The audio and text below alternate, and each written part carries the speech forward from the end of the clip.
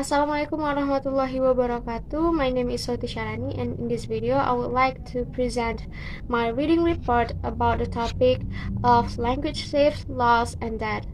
So according to the given material, David Crystal in his book entitled Language Death in 2000, he explained the topic into 5 parts: the definition of the language death, why we should care about this issue, why languages can die, and where we have to start with, and what can be done. However, according to the given material, it only provides the first 2 topics about language death and about why we should care about this issue. So, what is language death? Language death is the phrase that refers to the meaning that language can die if nobody speaks that language anymore.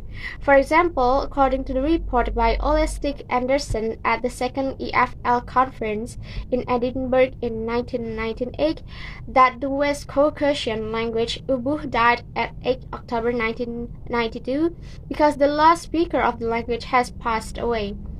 And regarding to the percentage of languages which are at the point of death, we may first need to know the total languages that perhaps exist in this world, which in recent decades it is estimated only about 3,000 to 10,000. However, many linguists have done the surveys to count how many languages that exist and lost, but it turns out that each survey provides different number. And the problem of whether a language is dying also confusing. Furthermore, linguists also face problem to decide whether a language is a language or a dialect, as we know that linguistically, if two speech systems considered to be dialects of the same language if they are mutually intelligible, but this consideration was not always be used if the socio-political factor included. Therefore, it is difficult to provide the exact percentages of endangered languages.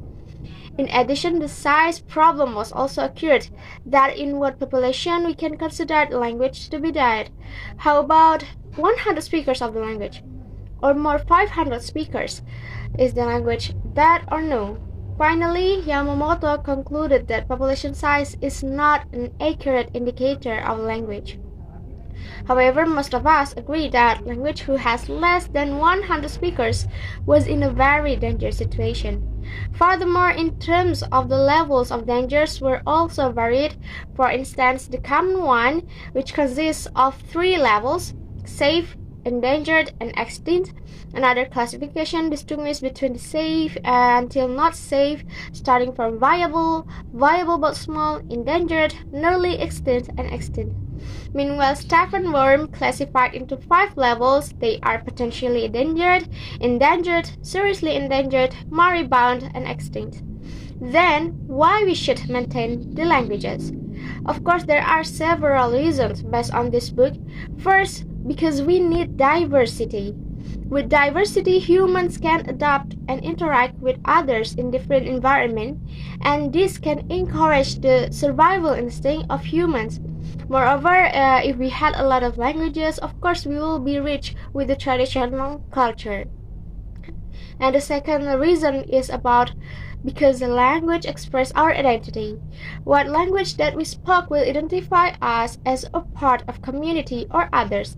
That's why we need language that plays important role as part of our identity in life.